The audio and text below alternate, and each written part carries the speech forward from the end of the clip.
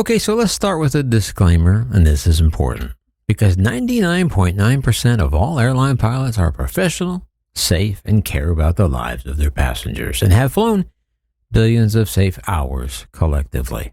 However, with that said, it only takes one rogue pilot to ruin thousands of lives. So we're going to have that talk. You know, that taboo camera in the cockpit talk. And if you're in a pilot's union and are easily offended, this may not be the video for you, but this is exactly the video for you. Because it's time to take the gloves off, so to speak, but respectfully, of course.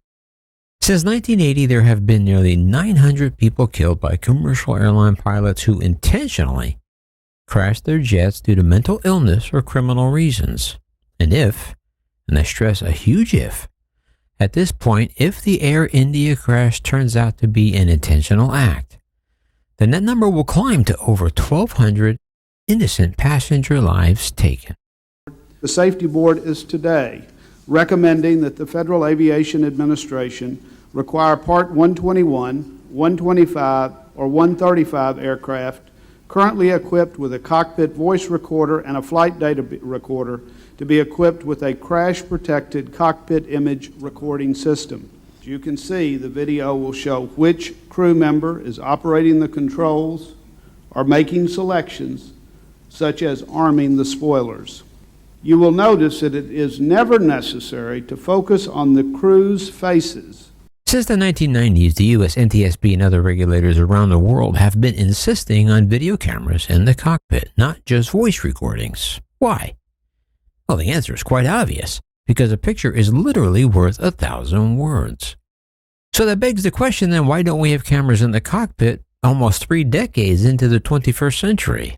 Well, that topic has been beat to death because pilots' unions around the world are worried about their privacy. And I know many of you watching are pilots, some airline pilots, but it's time somebody said what every airline passenger is thinking when they hear pilots complain that cameras in the cockpit are an invasion of their privacy. Because that argument in 2025 is simply ridiculous. But with that said, I agree privacy is important to be sure. In your home, in your personal life, personal car, in your hotel room or bedroom, etc. Privacy is essential. However, the instant you get your wings and sign on the dotted line and agree to hold the lives of hundreds of innocent strangers in your hands, in my opinion at least, you lose your personal right to privacy. Because while pilots have a vast and powerful union, passengers do not. And you know what? Maybe it is time that passengers unite and form a union of their own.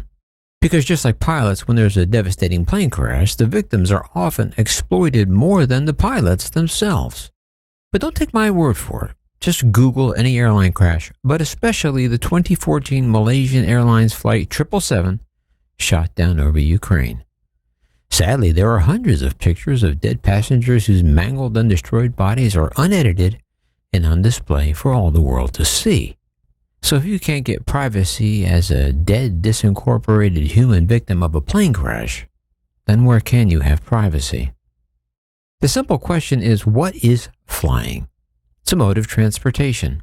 And while to be sure, being an airline pilot is a very prestigious and glamorous job, why should pilots expect more privacy than passenger rail operators, city bus and transit operators, and school bus drivers, just to name a few? The list goes on and on. But don't those transport pilots also carry the lives of innocent trusting passengers in their hands in their particular mode of transportation? But the best example of the use of cameras in the workplace has to be the universal use of police badge cams. I know it may not feel like it, but police body cams are still relatively new. They were first rolled out in London as a pilot program in 2005, and it was very successful. However, it wasn't until 2012 that the first police body camera pilot programs began in the U.S., specifically in Mesa, Arizona, Phoenix, and Rialto, California. Yeah, 2012, that's only 13 years ago, but it feels like it's been much longer. They did have dash cams since the 1980s, but that was really only a limited view.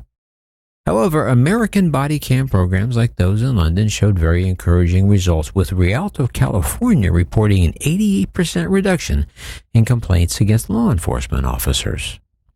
And just like the pilots union, the police unions had to be brought into the future kicking and screaming. And also, just like airline pilots, the vast majority of police officers are honest, caring, and concerned about public safety. However, it only takes a few to make the whole industry look bad, and that's exactly what happened.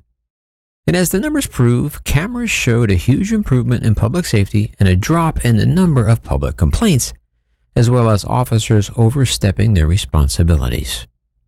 But am I comparing apples to oranges? Is there a big difference between an airline pilot and a dirty cop tuning up a perp? Well, the reason cops aren't abusing their privilege post-badge cams as often is because, of course, they will get caught, fired, or even prosecuted.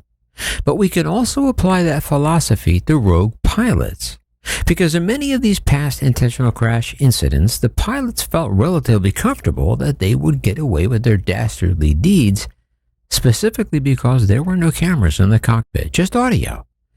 And so they would remain silent in the cockpit, hoping regulators would not catch on. But the reason in a majority of these cases was that if these pilots died in a plane crash, their families would get their life insurance.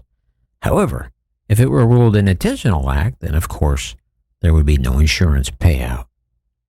Was that the case in all crashes I mentioned so far? No. Not all, but in many.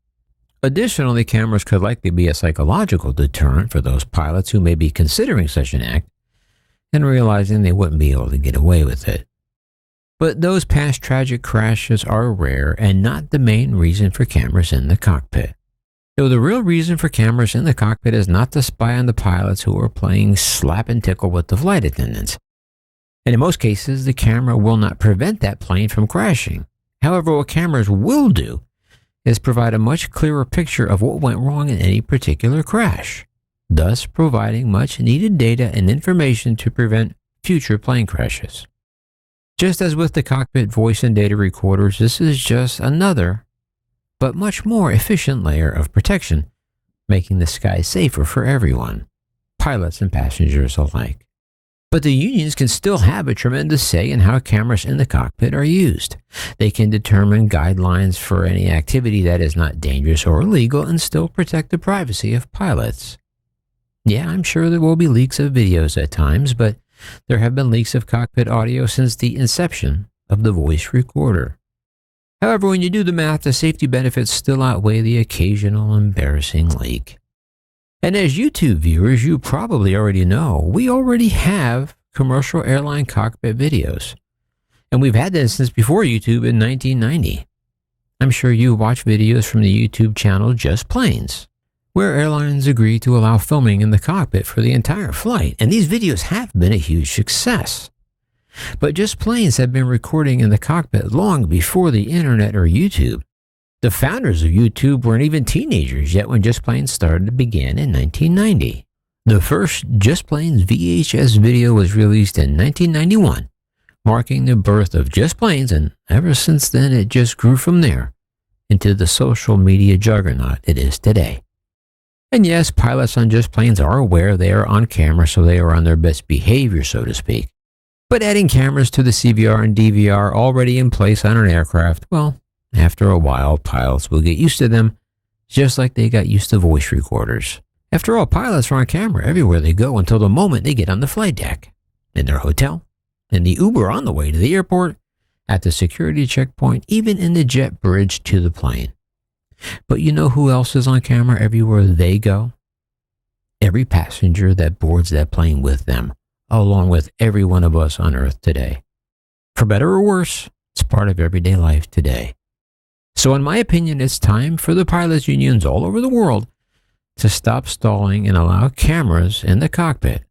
And if not, then aviation authorities need to step in and order airlines to do it. But that's just my opinion. What's yours? As passengers, isn't it time airlines take your safety and privacy just as seriously as the pilots? And pilots, you know we love you.